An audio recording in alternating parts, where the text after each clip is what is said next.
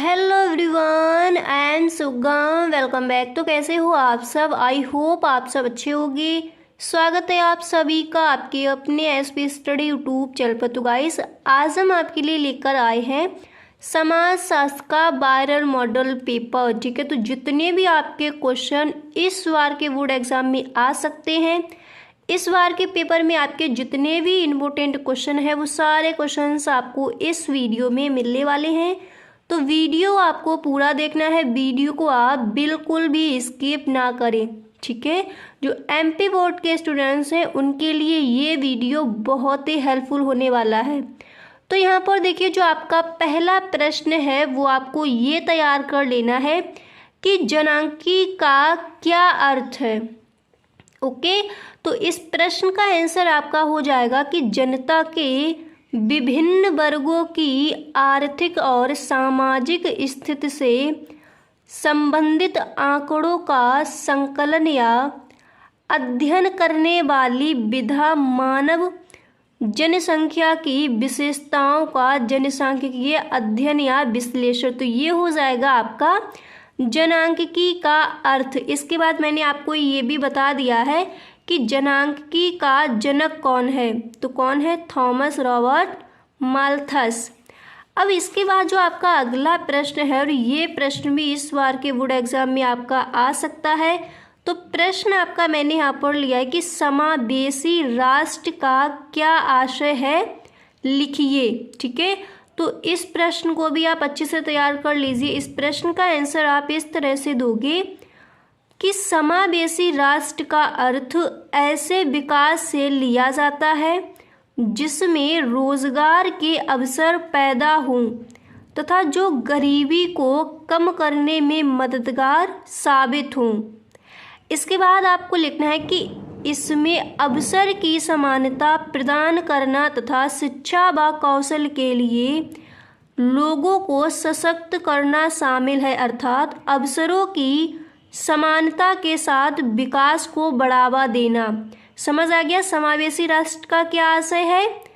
अब इसके बाद देखिए, जो आपका अगला प्रश्न है वो मैंने यहाँ पर लिया है। प्रश्न आपका दिया गया है कि प्रतिस्थापन स्थिर किसे कहते हैं। ठीक है, तो सबसे पहले देखिए, आप इस तरह से हेडिंग डालोगे प्रतिस्थापन स्थिर, फिर आप इसका आंसर लिखोगे कि यह एक ऐसी अवस्था होती है जब जितने बूढ़े लोग मरते हैं उनका खाली स्थान भरने के लिए उतने ही नए बच्चे पैदा हो जाते हैं। कभी कभी कुछ समाजों को ऋणात्मक समृद्धि दर की स्थिति से भी गुजरना होता है, अर्थात उनका प्रजनन शक्ति स्तर प्रतिस्थापन दर से नीचा रहता है। ओके, अब इसके बाद देखिए, जो आपका अगला प्रश्न है वो मैंने यहाँ पर लिया है, और ये प्रश्न आपका वेरी मोस्ट इम्पोर्टेंट क्वेश्चन है। अच्छे से इसको आप तैयार कर लीजिए कि पूर्वाग्रह का अर्थ लिखिए। ओके, तो देखिए, इस प्रश्न का आपका आंसर हो जाएगा कि पूर्वाग्रह एक ऐसा दृष्टिकोण, निर्णय या विश्वास है जिसे लोग उसके वास्तविक अर्थ से परिचित होने से पूर्व ही अपने मन में बिठा लेते हैं। इसके बाद आपको लिखना है कि आलपोर्ट ने इसकी परिभाषा क्या दी है, कि पूर्वाग्रह का अर्थ इन्होंने किस तरह से बताया है। तो आलपोर्ट ने कहा कि पूर्वाग्रह का संबंध विद्वेषपूर्ण अथवा भेदभावपूर्ण भावना से माना है। इसके बाद आपको लिखना है कि ऑर्गवर्न ने इन्होंने किस तरह की पूर्वाग्रह का अर्थ इन्होंने किस तरह से बताया है। तो जब आप इन समाजशास्त्रियों का नाम लिखोगे तो इसी तरह से आपको ब्लैक पेन का यूज़ करना है। ओके, अब देखिए, यहाँ पर आपका प्रश्न क्या है कि ऑर्गवर्न ने क्या कहा कि पूर्वाग्रह की परिभाषा, इन्होंने कहा कि पूर्वाग्रह की परिभाषा देते हुए लिखा है इन्होंने कि पूर्वाग्रह शीघ्रता में लिया गया वह निर्णय है जो पूर्व परीक्षण किए बिना ही किसी व्यक्ति अथवा समूह के प्रति अपनी धारणा बना लेता है। इस तरह से आप इस प्रश्न का आंसर लिखोगे। अब ये प्रश्न भी आपका बहुत ही इम्पोर्टेंट है, क्षेत्रवाद क्या है। कई बार ये प्रश्न एमपी बोर्ड एग्जाम में ये आपका कई बार प्रश्न आज किया गया है कि क्षेत्रवाद का अर्थ लिखिए। ठीक है, तो देखिए इस तरह से आप हेडिंग डालोगे क्षेत्रवाद, फिर इसमें आपको लिखना है कि क्षेत्रवाद की अवधारणा का प्रयोग संकुचित और विस्तृत दोनों रूपों में किया जा सकता है। संकुचित रूप में इसका प्रयोग स्थानीय हितों के प्रति विशेष लगाव और विस्तृत रूप में केंद्र के प्रति आंदोलन को इंगित करने के लिए किया जाता है। इसके बाद आपको लिखना है कि टेडविक हिर्ट्ज के अनुसार, मतलब इन्होंने अर्थशास्त्र की परिभाषा को किस तरह समझाया है। तो देखिए इन्होंने कहा है, इस तरह से आप कॉमा इन्वर्टेड कॉमा बिगिन करोगे फिर आप लिखोगे। तो इन्होंने कहा है कि सामान्य रूप से क्षेत्रवाद को उग्र केंद्रीकरण के विरुद्ध प्रतिक्रियात्मक आंदोलन के रूप में परिभाषित किया जा सकता है। क्षेत्रीय आंदोलन, भौगोलिक अलगाव, स्वतंत्र ऐतिहासिक परंपरा, प्रजातीय, जातीय अथवा धार्मिक विशिष्टता तथा स्थानीय हितों जैसे तत्वों या उनमें से दो या दो से अधिक के मिश्रण का परिणाम होता है। तो इन्होंने देखिए जो आपका क्षेत्रवाद है इसके अर्थ को इन्होंने इस तरह से समझाया है। इतना आपको समझ आ गया। अब आप यहाँ पर देखिए नेक्स्ट प्रश्न आपको ये तैयार कर लेना है। प्रश्न आपका दिया गया है कि विनिवेश से क्या आशय है। कई बार प्रश्न पूछा गया है तो अच्छे से तैयार कर लीजिए, विनिवेश से क्या आशय है। तो जब आप इस प्रश्न का आंसर लिखोगे तो इस तरह से आपको हेडिंग डालनी है विनिवेश, फिर आप इसमें लिखोगे प्रायः सभी देशों में मिश्रित अर्थव्यवस्था के अंतर्गत सार्वजनिक क्षेत्र में कुछ संस्थान होते हैं जो मुख्य रूप से सरकार के नियंत्रण में होते हैं। यदि सरकार इन सार्वजनिक क्षेत्र के संस्थानों में अपना हिस्सा किसी व्यक्ति या निजी क्षेत्र की कंपनी को बेच देती है तो इसे विनिवेश कहते हैं। समझ आ गया विनिवेश किसे कहा जाएगा। अब इसके बाद जो आपका अगला प्रश्न, ये प्रश्न कई बार पूछा गया कि मिश्रित अर्थव्यवस्था का अर्थ लिखिए। ओके, मिश्रित अर्थव्यवस्था का अर्थ लिखिए। तो आप इस तरह से हेडिंग डालोगे मिश्रित अर्थव्यवस्था का अर्थ, फिर आप इसमें लिखोगे कि उत्पत्ति के, इसके बाद आपको क्या लिखना है कि उत्पत्ति के साधनों पर निजी एवं राज्य दोनों का स्वामित्व होता है, वो हो जाता है मिश्रित अर्थव्यवस्था।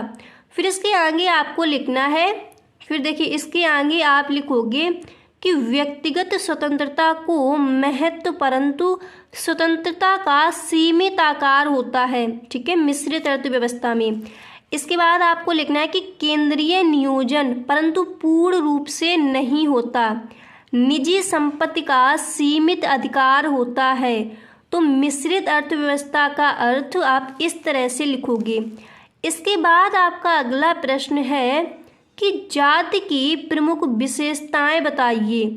ठीक है, ये प्रश्न भी आपका महत्वपूर्ण है। देखिए या तो आपका इस तरह से पूछ लिया जाएगा कि जाति का अर्थ लिखिए, जाति से आप क्या समझते हैं, जाति क्या है, या फिर यही प्रश्न आपका इस मतलब या तो आपसे जाति पूछा जाएगा या फिर इस प्रश्न की जगह आपका प्रजाति पूछ लिया जाता है। तो दोनों ही आप अच्छे से याद कर लीजिए, कोई सा भी आपका प्रश्न आए अच्छे से आप करके आइए। ठीक है, तो यहाँ पर मैंने आपको बताया कि जाति की प्रमुख विशेषताएं। तो अब देखिए इस प्रश्न का आंसर आप इस तरह से लिखोगे कि जन्म पर आधारित सदस्यता, यानी जाति की सर्वप्रथम प्रमुख विशेषता यह है कि इसकी सदस्यता के लिए व्यक्ति को किसी भी प्रकार का प्रार्थना पत्र नहीं देना पड़ता। ये आपको भी पता है, मतलब जिस जाति में आपने जन्म लिया है उसी जाति का आपको मान लिया जाता है, कोई इसके लिए आपको प्रार्थना पत्र मतलब कुछ देना नहीं पड़ता। ठीक है, बल्कि व्यक्ति स्वतः ही जन्म से उसका सदस्य बन जाता है। ठीक है, अब इसके बाद देखिए यहाँ पर आप नेक्स्ट हेडिंग आपको डालनी है खान पान का प्रतिबंध। और फिर इसमें आप लिखोगे जाति व्यवस्था में खान पान के प्रतिबंध होते हैं। उच्च जाति के सदस्य, इसके बाद यहाँ पर देखिए आपको लिखना है कि उच्च जाति के सदस्य निम्न जाति के सदस्यों द्वारा पकाया हुआ या छुआ हुआ भोजन नहीं करते। यही होता है ना जात पात। भारत में ब्राह्मण शूद्रों के साथ खान पान के संबंध नहीं रखते हैं। इसके बाद आपको यहाँ पर नेक्स्ट हेडिंग डालनी है जाति की विशेषताओं में कि समान संस्कृति की मान्यता। फिर इसमें आप लिखोगे कि जाति के सदस्यों में समान संस्कृति पाई जाती है। जाति के सभी सदस्यों में समान प्रथाएं, परंपराएं तथा रूढ़ियां पाई जाती हैं। इसके बाद आपको लिखना है एक जाति के सभी रीति रिवाज एक जैसे होती है, इसलिए जाति के सदस्यों में एकता व समानता पाई जाती है। तो देखिए इतने मैंने आपको इस वीडियो में ये क्वेश्चंस बता दिए हैं। अब देखिए इसके बाद थोड़े क्वेश्चंस आपके और रह गए हैं, वो मैं आपको नेक्स्ट वीडियो में बता दूंगी। तो पहले ये मैंने मतलब जितने भी आपको क्वेश्चन बताए हैं पहले आप इनको अच्छे से तैयार कर लीजिए, ठीक है। 2 घंटे बाद आपको वो वीडियोस में मिल जाएगा। उसमें मैं आपको देखिए बहुविकल्पीय प्रश्न आपके कौन कौन से इंपॉर्टेंट है, मतलब जितना आपका रह गया है वो मैं आपको उस वीडियो में कवर करा दूंगी। तो तब तक के लिए देखिए आप इतना पूरा लिख लीजिए, इसको अच्छे से क्लियर कर लीजिए, ताकि आपका जो सोशियोलॉजी का पेपर है आपका वो आपका बहुत ही अच्छा फुल मार्क्स आपके आए। तो गाइस आज के लिए बस इतना ही, मिलते हैं नेक्स्ट वीडियो में। आई होप आपको वीडियो पसंद आया होगा। देखिए अगर आपको वीडियो पसंद आया है तो आप वीडियो को एक लाइक कर दें, अगर पसंद नहीं आया है तो देखिए वीडियो को आप डिसलाइक करके भी जा सकती हो। Okay, thank you.